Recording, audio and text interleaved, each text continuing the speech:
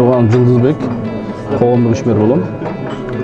Бүгүнкү ошо президентке талапкер Улукбек мырзанын ушундай программасы презентациясы болду. Мен ошону карап отурдук. Чындап эле экономикалык жактан аябай тасыкан, аябай жакшы мындай жазып, ошону анализ этип чыгыптыр. Мен окуп көрдүм, аябай сонун. Чындыгында эле биз акыркы жылдары biz ekonomika өтө мындай жакшы мамиле кыла албай атабыз, экономиканы көтөрүбүз. Биз саясатташып кеттик да, экономиканы артта калтырып койдук да. Экономика болмоюнча мамлекет өнүкпөйт да. Анда биз билишибиз керек.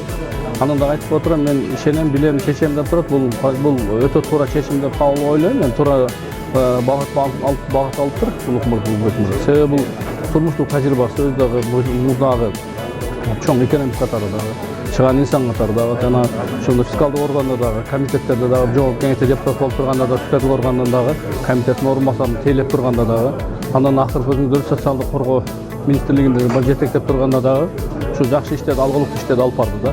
Мен ойлойм, бул программа өтө келечектин программасы экен. Бул өзүбүздү Кыргызстан башкаларга көз каранды болбой, башка жактан кредит алууну токтотуп эле өзүбүздүн ички ресурстарыбызды колдонуп туруп, жеке ишке өндүрүүчүлөрдүн өндүргөн продукцияларды өзүбүздүн ички рынокто колдонсок, ошол өзүбүздүн акчабыз өзүнүн ички рыногубузда кала турган сонун кылып багыттаптыр. Анан ипотека боюнча 2-3% менен берилет дегени бул чын айтканда карапайым өтө сонун, өтө жакшы деп ойлойм да. Себеби азыркы күндө үйгө жетпегендер жакырсыздыкты өзүңүз билесиз, 60-70%те жакырсыздыкта жашап атат кыргыз эли. Ошон үчүн да мына ипотекада өтө арзандатылган пайыздагы 2-3% менен берилип атканы бул өтө сонун да. Бул чындап эле Кыргызстан тарыхында болгон эмес.